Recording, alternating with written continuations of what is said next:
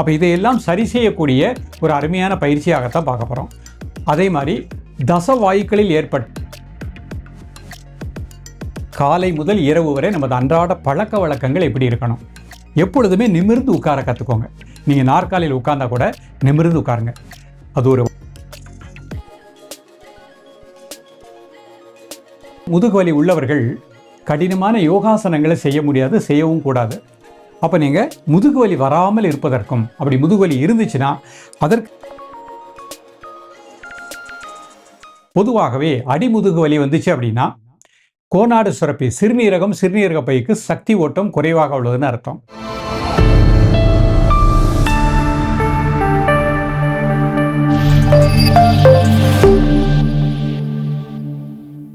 ஓம் குருவழியே ஆதி ஆதி, ஓம் குருமொழியே வேதம் வேதம், ஓம் குருவழியே தீபம் தீபம், ஓம் குருபதமே காப்பு காப்பு. காஸ்மா ஹெல்த் நேயர்கள் அனைவருக்கும் கிருஷ்ணன் பாலாஜியின் பணிவான வணக்கம். நேயர்களே, ஆசனம் செய்வோம், ஆரோக்கியமாய் வாழ்வோம். இந்த யோகக்கலை எல்லா மனிதர்களுக்கும் தலை முதல் கால் வரை அனைத்து உறுப்புகளையும் நன்றாக இயங்க செய்யக்கூடிய அற்புதமான கலை. இன்றைக்கு நம்ம நிறைய வயதானவர்கள் இருக்கிறாங்க, ஒரு 60-70 தாண்டியவர்கள் இருக்கிறாங்க. சில நபர்கள் 20-25 வயதிலே உடல் அறுவை சிகிச்சை செய்தவர்கள் இருக்கிறாங்க, ஹார்ட் ஆப்ரேஷன் பண்ணவங்க இருக்கிறாங்க. இப்படிப்பட்டவர்களுக்கும் இந்த யோகா கலை சென்றடையணும். அப்போ இன்றைக்கு நம்ம பார்க்கக்கூடியது நலம் தரும் நாற்காலி யோகா அப்படின்னு. ஒரு நாற்காலியில் அமர்ந்தே தலை முதல் கால் வரை ஏற்படுகின்ற சின்ன சின்ன பிரச்சனைகளுக்கு எளிமையான தீர்வாக பார்க்க போகிறோம். இதில் எந்த ஒரு பக்க விளைவும் கிடையாது. இது எல்லா வயதினருக்கும் ஏற்ற ஒரு அருமையான பயிற்சி. சற்று வயதானவர்கள் அவர்கள் இந்த பயிற்சியில் அழகாக முழுமையான ஆரோக்கியத்தை பெற முடியும். இன்றைக்கு நம்ம பார்க்கக்கூடியது நிறைய நபர்களுக்கு இருக்கக்கூடிய முதுகு வலி, அடிமுதுகு வலி, நடுமுதுகு வலி, கழுத்து முதுகு வலி, அந்த முதுகு தசை பிடிப்பு, இது நிறைய நபர்களுக்கு இருக்குது. இந்த மாதிரி முதுகு வலி உள்ளவர்கள் கடினமான யோகாசனங்களை செய்ய முடியாது, செய்யவும் கூடாது. அப்போ நீங்கள் முதுகு வலி வராமல் இருப்பதற்கும், அப்படி முதுகு வலி இருந்துச்சுன்னா அதற்கு நம்ம எளிமையான ஒரு தீர்வு நாற்காலியில் அமர்ந்து என்ன மாதிரி பார்க்க போகிறோம். பொதுவாகவே அடிமுதுகு வலி வந்துச்சு அப்படின்னா கோனாடு சுரப்பி சிறுநீரகம் சிறுநீரக பைக்கு சக்தி ஓட்டம் குறைவாக உள்ளதுன்னு அர்த்தம்.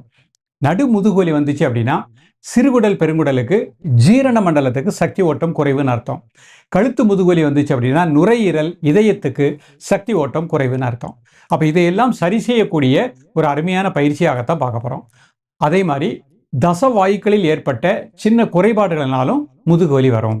அப்போ அந்த வாயு பிடிப்பு நீங்கக்கூடிய முதிரைகள், முதுகுத்தண்டை திடப்படுத்தக்கூடிய முதிரைகள், அதை நம்ம கரெக்டாக முதல்ல பார்க்க போகிறோம். அதனை தொடர்ந்து நாற்காலியில் அமர்ந்தே ஒரு எளிமையான முதுகுத்தண்டை திடப்படுத்தக்கூடிய யோக பயிற்சிகளாக பார்க்க போகிறோம். இப்போ முதல்ல நம்ம பார்க்கக்கூடியது முக்கியமான முதிரைகள் பார்க்க போகிறோம்.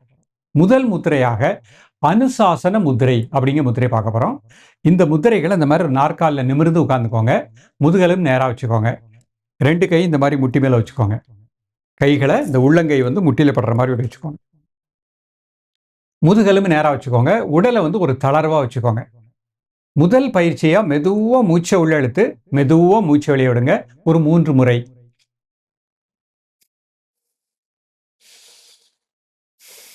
அந்த மூச்சு உள்ள இழுக்கும்போது வயிறு வெளியே வந்துடணும். மூச்சு வெளியே விடும்போது அடிவேர் உள்ள போய்கிடணும். இப்போ ஒரு 10 வினாடி மூச்சில் கவனம் செலுத்துங்கள். மூச்சு உள்ள போகிறது, மூச்சு வெளியே வருது, அதை மட்டும் அப்படியே வாட்ச் பண்ணுங்க.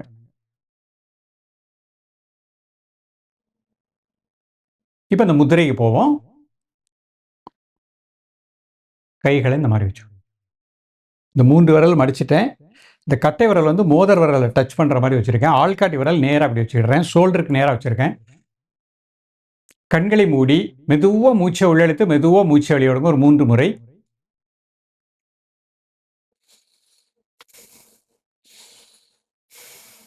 இப்போ மூச்சை மட்டும் அப்படியே வாட்ச் பண்ணுங்க.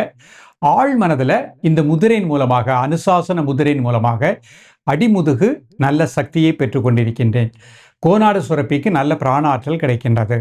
சிறுநீரகம் சிறுநீரக பை நன்றாக இயங்குகின்றது. அந்த உணர்வோடு இருக்க பாருங்க. நடுமுதுகு நல்ல சக்தி கிடைத்து கொண்டிருக்கின்றது. சிறுகுடல் பெருங்குடலுக்கு நல்ல பிராண சக்தி கிடைக்கின்றது. கழுத்து முதுகு பகுதிக்கு நல்ல சக்தி கிடைக்கின்றது.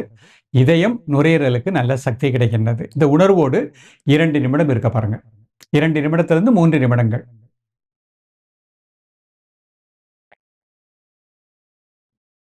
அந்த முடிக்கும் போது ஒரு 3 முறை மூச்சை உள்ளெழுத்து மூச்சு வெளியே விட்டுருங்க.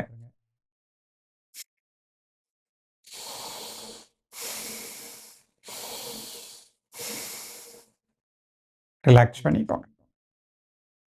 இது முதல் முத்திரை. இப்போ தச வாயுக்களையும் நன்றாக இயங்க செய்யக்கூடிய வாயு முத்திரை பண்ண போகிறோம். நிமிர்ந்து உட்கார்ந்துக்கோங்க. அதுக்கும் கை அந்த மாதிரி முட்டியில் வச்சுக்கோங்க. முதல்ல 3 முறை மூச்சை உள்ளெழுத்து மூச்சு வெளியே விடுங்க.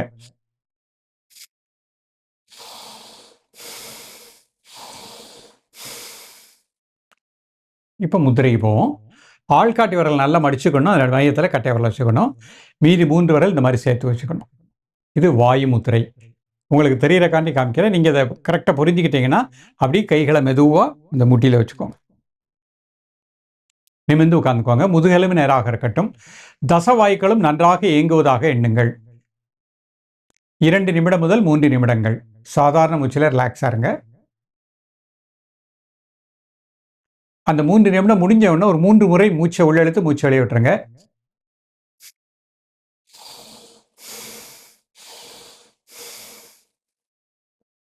ரிலாக்ஸ் பண்ணிக்கோங்க. அடுத்த முத்திரை அபான முத்திரை பார்க்க போகிறோம். கை அந்த மாதிரி முட்டியில் வச்சுக்கோங்க. 3 முறை மூச்சை உள்ளெழுத்து மூச்சு வெளியே விடுங்க.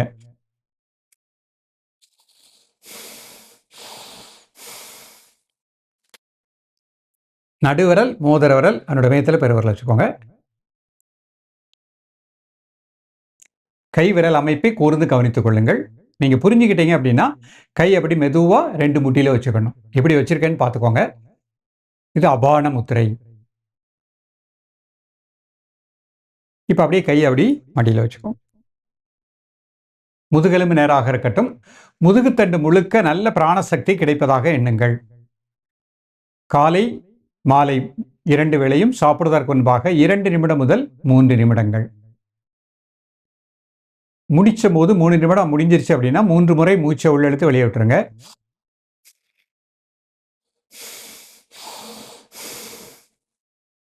ரிலாக்ஸ் பண்ணி.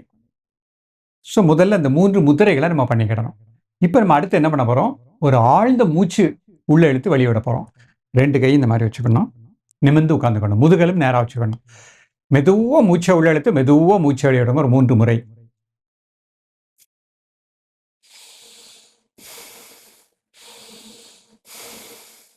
மூச்சை மட்டும் வாட்ச் பண்ணுங்க. இப்போ யோகாசனத்தில் பர்வட்டாசனம் அப்படின்னு ஒரு ஆசனம். அதை நம்ம நாற்காலியில் அமர்ந்தே அந்த ஆசன நிலைக்கு வரப்போகிறோம். முதல்ல சாதாரண மூச்சில் மெதுவாக அந்த மாதிரி ஸ்லோவாக கையை மேலே கொண்டாங்க. மெதுவாக கொண்டாங்க கையை. 2 கையும் காதோடு சேர்த்துக்கோங்க. கை கும்பிட்டுக்கோங்க. சாதாரண மூச்சில் இருங்க. 1 2 3 4 5 6 7 8 9 10. மெதுவாக கைகளை கொண்டாங்க. ஸ்லோவாக கைகள். Normal breathing. ஒரு 5 செகண்ட் மூச்சு அப்படியே வாட்ச் பண்ணுங்க. மீண்டும் ஒரு முறை சாதாரண மூச்சில் மெதுவாக கை மேலே கொண்டாங்க. ஸ்லோவாக கை அப்படி காதோடு சேர்த்துக்கோங்க. 2 கை மேலே நல்லா கும்பிட்டுக்கோங்க. அடிமுதுகிலிருந்து கழுத்து முதுகு வரைக்கும் அந்த நேர் கோட்டில் இருக்குது. நிமிர்ந்து உட்காந்துக்கோங்க. 1 2 3 4 5 6 7 8 9 10. மெதுவாக கைகளை நார்மல் பிரீத்திங். இப்போ மூச்சோட சேர்ந்து பயிற்சி பண்ண போகிறோம். மூச்சு உள்ளெழுத்திட்டே கை மேலே கூப்பிட போகிறோம். அங்கே மூச்சு அடக்கி இருக்கணும். மூச்சு வெளியே விட்டுட்டே கைக்குள்ள கொண்டாந்துடணும். நிமிர்ந்து உட்காந்துக்கோங்க. இப்போ மூச்சு உள்ளெழுத்திட்டே மூச்சு அடைக்கோங்க. 1 2 3 4 5 6 7 8 9 10. மெதுவாக மூச்சு வெளியே விட்டுட்டே 5 செகண்ட் நார்மல் பிரீத்திங். மீண்டும் ஒரு முறை மூச்சு உள்ளெழுத்துட்டே 1 2 3 4 5 6 7 8 9 10. மெதுவாக மூச்சு வெளியே விட்டுட்டே ரிலாக்ஸ். 5 second normal breathing. மீண்டும் ஒரு முறை மூச்சு உள்ளெழுத்துட்டே மூச்சு அடைக்கோங்க. 1 2 3 4 5 6 7 8 9 10. மெதுவாக மூச்சு வெளியே விட்டுட்டு ரிலாக்ஸ். இப்போ 2 கை இந்த மாதிரி வச்சுக்கோங்க. கண்ணை மூடிட்டு முதுகுத்தண்டனுடைய கடைசி கீழ்ப்பகுதி மூலாதார மையம், அந்த இடத்தில் உங்களது மூச்சோட்டத்தை கூர்ந்து தியானிக்கவும்.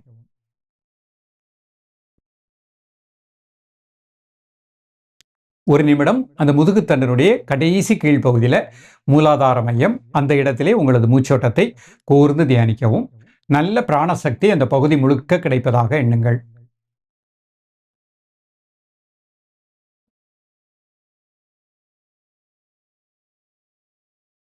ரிலாக்ஸ் பண்ணிக்கோ. இப்போ நம்ம உணவு காலை முதல் இரவு வரை நமது அன்றாட பழக்க வழக்கங்கள் எப்படி இருக்கணும்? எப்பொழுதுமே நிமிர்ந்து உட்கார கற்றுக்கோங்க. நீங்கள் நாற்காலியில் உட்கார்ந்தா கூட நிமிர்ந்து உட்காருங்க.